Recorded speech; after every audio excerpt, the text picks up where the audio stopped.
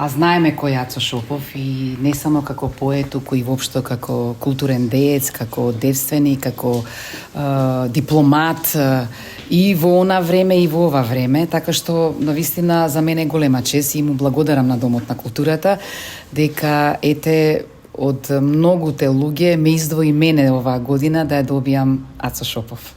Ова е за мене, морам да кажам, најдрагото признание, затоа што речиси сиот живот го посветив на творештвото на Ацо Шопов. На него докторирав, објави студија и повеќе статии.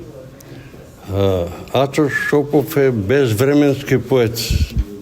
Тој не е кој припаѓа на некое време па да го позабораваме. Има еден стих кој вели во неговата поезија: мртвите ќе умрат тогаш кога и нивната песна. А реков дека Ацо Шопов е безвременски поет и неговата поезија е безвременска. Таа ќе трае вечно. А студија за Ацо Шопов, живот и дело, потоа од самиот Шопов, од Исорот до Омел, што ја приредив, тоа са негови прози записи и повеќе неколку есеи, трудови за поезијата, за творештвото на Ацо Шопов. Посебно значено е за него, нам ни е позната неговата небиднина.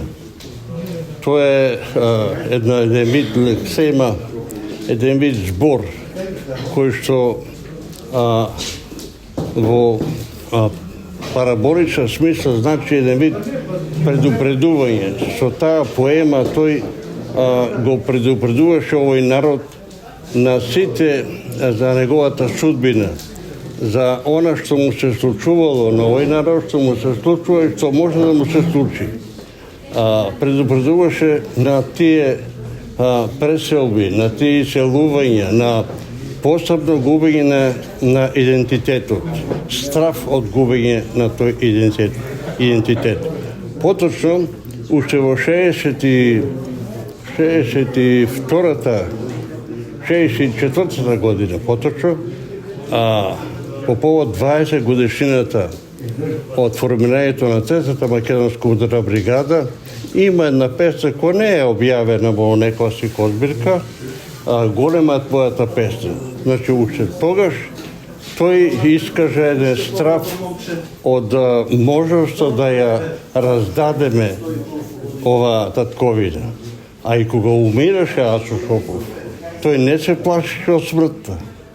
Тој не се исплаши дека ќе умре. Он се исплаши дека можеби од страх да не ја загубиме татковината.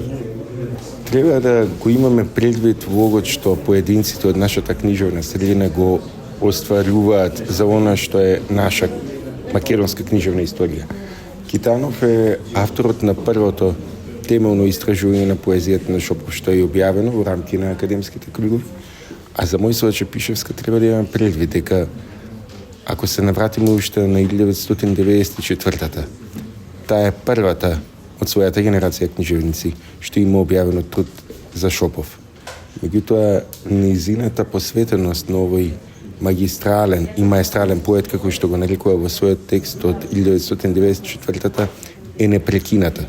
Во 2012-та за прв пат се случи подсетување на судирот помеѓу реалистите и интимистите, предизвикан од стихови за маката и радоста на Шопов, токму со влог на Мојсила Чепишевска преку антологијата Ветрот носи го време.